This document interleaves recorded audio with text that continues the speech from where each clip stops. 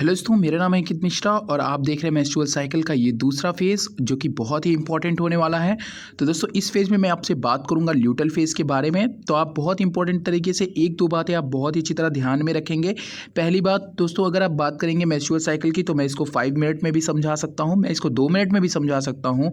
आप चाहें तो जिस तरीके से आपका मन हो आप उस तरीके से समझ लीजिए। तो लास्ट वीडियो में मैंने थोड़ा सा लास्ट के 2 मिनट में मैंने पूरी मेंस्ट्रुअल साइकिल को मेंशन किया हुआ था, तो आप उसको जाकर के देख सकते हैं अगर आपको लगता है कि वीडियो बहुत ही बड़ा होता है तो।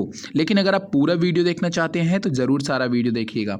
देखिए, मैंने पहले भी इस चीज़ के बारे में बता दिया है कि हमने अभी तक पूरे बारे में इसके फॉलिकुलर फेज़ के बारे में बात की थी कि 0 से 7 डेज़ क्या होता है, 7 से 14 डेज़ में हमारे पास क्या देखने को हमें मिलता है, कौन से हार्मोन्स इस समय बैलेंस होते हैं। तो इसकी बातें हमने ऑलरेडी पिछले वीडियो में कर ली है दोस्तों। तो ये हमारी यूटेराइन साइकिल होती है कि मतलब इस कंडीशंस में ये किस तरह ग्रो करती हैं, यहाँ पे कौन कौन से ओवेरियन हार्मोन्स मतलब ओवरी में कौन कौन से हार्मोन्स है जो चेंज हो रहे हैं हमारे इस समय। ठीक है, ये हमारे ओवरी का पूरा ओवरऑल ओवरी का हार्मोन्स होता है जिसमें हमारी फॉलिकल्स बनती हैं, उसके बाद जो हमारी कार्पस ल्यूटियम बनती है। तो ये सभी इंपॉर्टेंट चीज़ें, ये पूरे जो पार्ट्स बनते हैं ये हमारे ओवरी के अंदर बनते हैं। और ये सभी चीज़ें जो दोस्तों आगे का जो डेवलपमेंट हो रहा है ये हमारे अदर हार्मोन्स है जो कि पिट्यूटरी ग्लैंड द्वारा सीक्रेट हो रहे हैं। तो आइए दोस्तों हम लोग अपने दूसरे फेज़ की तरफ ध्यान देते हैं। पिछले फेज़ में हमने इसकी बात की हुई थी कि इस तरह इसमें कौन सी चीज़ें हो रही हैं, ठीक है, जिसमें कि हमने ध्यान दिया कि जैसे जैसे हमारा एस्ट्रोजन लेवल इंक्रीज़ होता है उसी तरीके से हमारा LH लेवल भी इंक्रीज़ होता है। ध्यान में रखिएगा, जिसमें हमें पीक पे ये हमारे पहुँचते हैं तकरीबन 14 डेज़ के अप्रॉक्स। दोस्तों ध्यान में रखिएगा, ये वही दिन होता है या वही डेज़ होता है कि मतलब अब इस डेज़ के बाद जो हमारी ओवम होती है वो यहाँ से प्रॉपर तरीके से डेवलप कर जाती है। और उसके बाद यहाँ से अगर आप देखें तो ये हमारी जो है ओवम यहाँ से रिलीज़ हो गई है। इस चीज़ को आप ध्यान में रखेंगे, यहाँ से हमारी जो ओवम है ना दोस्तों वो यहाँ से रिलीज़ होती है, ध्यान रखिएगा 14 डेज़ के बाद। और उसके बाद फर्टिलाइजेशन जो होता है दोस्तों वो होता है। एक चीज़ दोस्तों, दूसरी चीज़ मैं आपको बताना चाहूँगा कि बहुत लोग ये समझते हैं कि फर्टिलाइजेशन मतलब स्पर्म किसी भी समय पे स्पर्म जो है वो एग से मीट कर सकता है। ध्यान में रखिएगा कि हर एक कॉपुलेशन जो होता है दोस्तों, what the mean of copulation मैंने बता दिया है, एक प्रॉपर इंटरकोर्स जिसके द्वारा हम स्पर्म और ओवम को फीड करा सकते हैं मतलब फ्यूज़ करा सकते हैं, वो एक प्रोसेस है। दूसरी चीज़ दोस्तों मैं बताना आपको ये चाहूँगा कि देखिए इंपॉर्टेंट चीज़ जो यहाँ पे है कि हर एक कॉपुलेशन जो है वो फर्टिलाइजेशन नहीं हो सकती है, उसके लिए एक प्रॉपर पीरियड है। क्योंकि जो हमारा एग है वो अगर 14 डेज़ पे रिलीज़ होगा तो अगर आप इसके पहले करोगे तो कोई भी एग जो होगा वो मीट नहीं होगा। ध्यान रखिएगा, ये एक इंपॉर्टेंट चीज़ है कि अगर इस समय तक कंडीशन में अगर स्पर्म वहाँ पे है, मतलब अगर मान लीजिए मैं कह दूँ 12 दिन में भी स्पर्म है तो 3-4 दिन सर्वाइव कर सकता है। लेकिन अगर वो सर्वाइव नहीं कर रहा है, काफ़ी टाइम पहले का है, तो वो वहाँ पे वो डेड हो जाएगा और जो कॉपुलेशन की प्रोसेस वो पूरी तरह से बेकार हो जाएगी। तो इस चीज़ को ध्यान में रखना होता है। दूसरी चीज़ दोस्तों, अगर मैं बात करूँ फॉलिक्यूलर फेज़ की और उसके बाद अगर मैं अब दूसरे फेज़ की बात करूँ ल्यूटल फेज़, तो काफ़ी इंपॉर्टेंट ल्यूटल फेज़ में दोस्तों हम ये देखेंगे कि किस तरीके से हमारा हार्मोन्स लेवल जो है वो लो लेवल पे पहुंच रहा है, कौन सी नई चीज़ें यहाँ पे बन रही है। The secondary oocytes that emerge from raptured follicle, जो हमारी सेकेंडरी oocytes मतलब ओवम का लगातार डेवलपमेंट होगा और जो वो सेकेंडरी oocyte में कन्वर्ट होगी तो दोबारा वो हमारे फॉलिकल सेल को रप्चर कर देगी, मतलब उसको ब्रेक डाउन कर देगी और transport down to the oviduct.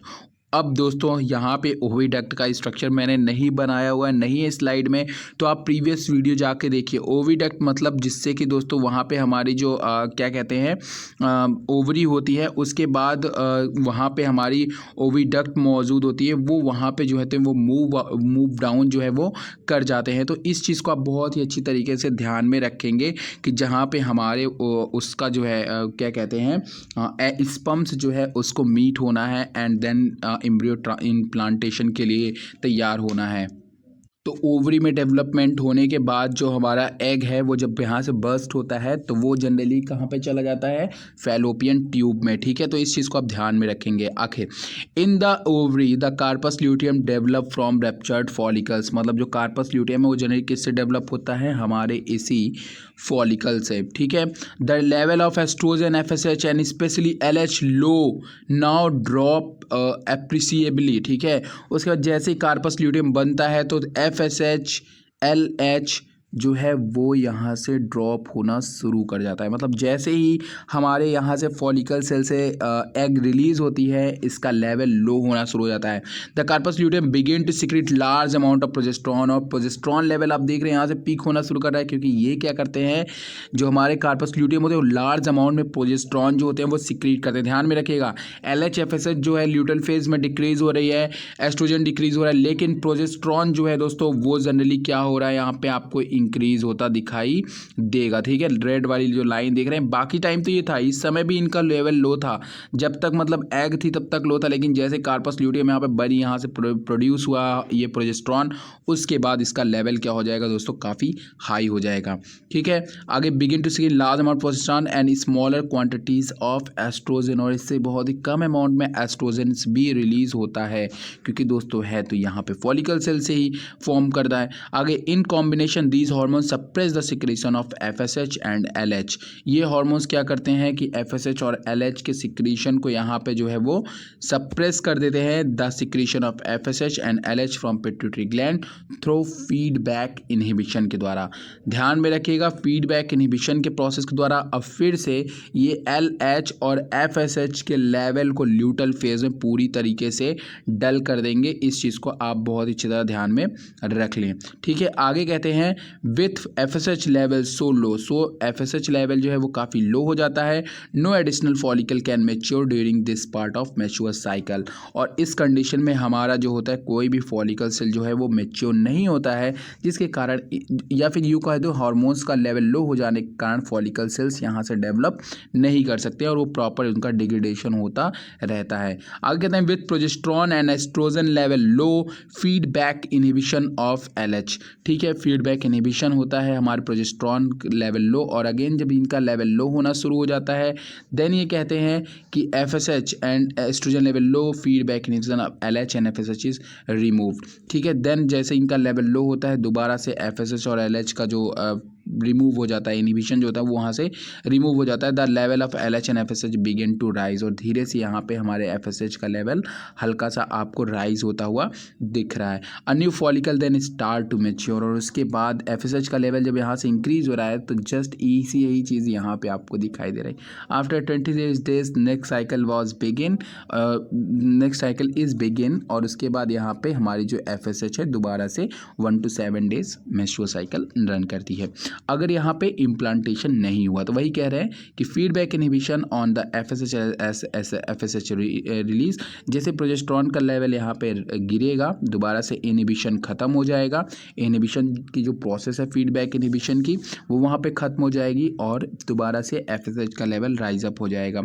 A new follicle then start to mature, और नई फॉलिकल सेल ग्रो करेगी, and the uterine lining start to slot off, और दोबारा से ये जो राइज हुआ है ये फिर से यहाँ से डिग्रेडेड होना, ये जस्ट यहाँ से। ठीक है, अब ये जो यहाँ पे खत्म हुआ ना वो फिर यहाँ से शुरू होगा और उसके बाद नीचे आना शुरू हो जाएगा।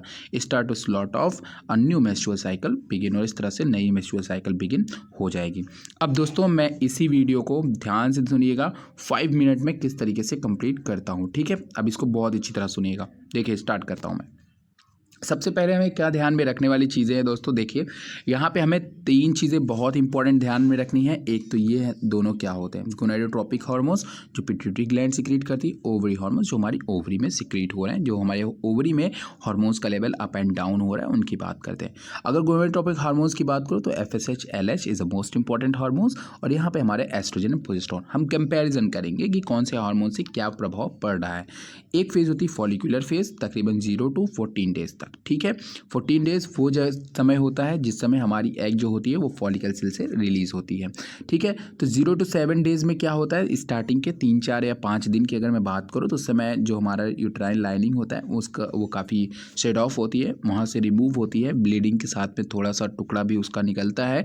ठीक है, और उसके बाद जो इस समय क्या होता है, FSH का लेवल बहुत ही हल्का राइजअप होता है, LH का लेवल उतना राइजअप नहीं होता है, मतलब कि FSH ज़्यादा सिक्रीट होता है हमारे गोनाडोट्रोपिक हार्मोन से, LH एलएच जो होता है वो कम सिक्रेट होता है, क्योंकि इस समय जो एस्ट्रोजन है उसका सिक्रीशन बहुत ही कम होता है या उसका लेवल बहुत ही लो होता है। इसके लेवल को लो होने के कारण एलएच का लेवल भी काफ़ी लो यहाँ पे देखने को मिलता है, जबकि एफएसएच का लेवल हल्का फुल्का राइज अप होता है। बाकी प्रोजेस्टेरॉन सवाल ही नहीं होता, क्योंकि प्रोजेस्टेरॉन जो है यहाँ पे अभी कार्पस ल्यूटियम द्वारा प्रोड्यूस होगा तो तभी ये राइज अप होगा। अब जैसे यहाँ पे फॉलिकुलर सेल यहाँ पे दोस्तों क्या होती हैं कि जो हमारी सेकेंडरी oocytes बनती है, मतलब अगर आपने oogenesis पढ़ी है तो ध्यान में रखिएगा कि एग सेल हमारी लगातार डिवाइड करती रहती है, नई सेल्स बनती रहती हैं, और उसके बाद जब यहाँ पे सेकेंडरी oocytes बन जाती हैं अगेन जब ये मैच्योर हो जाती है फॉलिकल सेल को रप्चर कर देती है तकरीबन विद इन 14 डेज में। जैसे ही इसको रप्चर करती हैं यहाँ पे जो हमारे एफएसएच का या फिर जस्ट आप बोल सकते हो इस हार्मोन्स के कारण ये रप्चर कर रही है, तो यहाँ पे जो हमारे एफएसएच का लेवल है, मतलब स्पेशली जो एस्ट्रोजन का लेवल है वो यहाँ पे बढ़ता है। ठीक है, तो हमारा जो एफएसएच का लेवल है वो भी यहाँ पे एलएच का लेवल जो है वो काफ़ी पीक करता है, जबकि एफएसएच का लेवल हल्का सा पीक करता है।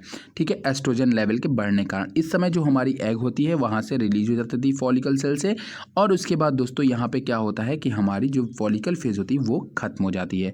दूसरी तरफ हमारी क्या होती है, ल्यूटल फेज शुरू होती है। दोस्तों ल्यूटल फेज में जनरली अगर मैं बात करूँ तो यहाँ पे हमारे कार्पस ल्यूटियम का फॉर्मेशन होता है। ठीक है, अब यहाँ पे जैसे ही हमारी जो फॉलिकल सेल्स, मतलब जो हमारी फॉलिकल्स होती हैं, जब वो एग रिलीज कर देती हैं देन वो कन्वर्ट हो जाती हैं हमारे कार्पस ल्यूटियम में। कार्पस ल्यूटियम के पास कुछ बहुत इंपॉर्टेंट हार्मोन्स होता है जिसका नाम है प्रोजेस्टेरॉन, जो ये प्रोड्यूस करता है, जिससे कि यहाँ पे जो हमारा ओवरी होता है, ये सभी प्रोसेस ओवरी में हो रही है, इस चीज़ को ध्यान में रखेंगे।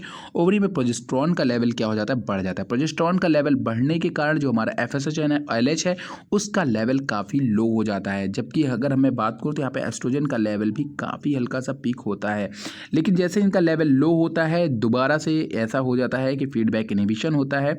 ठीक है, और हमारे एलएच और एफएसएच का लेवल भी काफ़ी कम हो जाता है, लेकिन जैसे इनका लेवल दोबारा से लो होना शुरू होता है, ये मतलब ये जैसे यहाँ पे लो होना ये शुरू होते हैं, ध्यान रखिए जब ये हाई होंगे तो ये लो हो जाएंगे, जैसे ये फिर से लो होना शुरू होते हैं फीडबैक इनहिबिशन जो सप्रेस करता है वो वहाँ से हट जाता है। इनहिबिशन मतलब जो रोकता है वो हट जाता है, और एलएच और एफएसएच स्पेशली जो हमारा यहाँ पे एलएच और एफएसएच है, स्पेशली अगर मैं बात करूँ जो हमारा एफएसएच है ये वाली लाइन ये क्या करती है, दोबारा से राइज अप होती है, मतलब ये वाली जो फेज़ है वो यहाँ पे आपको दिखाती है, मतलब कि नेक्स्ट मेंस्ट्रुअल साइकिल चलना शुरू हो जाती है। ठीक है, और फिर से 1 to 7 डेज़ या 5 डेज़ में ये शेडिंग स्टार्ट होती है, मतलब कि पेन और ब्लीडिंग स्टार्ट रहती है। दोबारा से साइकिल रन करेगी तब रन करेगी जब हमारा फर्टिलाइजेशन नहीं होगा। ठीक है, फैलोपियन ट्यूब में कोई भी स्पर्म सेल्स मौजूद नहीं होंगी, उस कंडीशन में फर्टिलाइजेशन ना होने के कारण दोबारा से मेंस्ट्रुअल साइकिल रन करेगी। अगर फर्टिलाइजेशन हो जाता है दोस्तों तो उस कंडीशंस में प्रोसेस आगे चली जाएगी। आज से दोस्तों आपको मेंस्ट्रुअल साइकिल अच्छी तरह समझ में आया होगा। अगर आपको कोई भी सुझाव है, कोई भी कमेंट है तो आप ज़रूर बताइएगा। Thank you.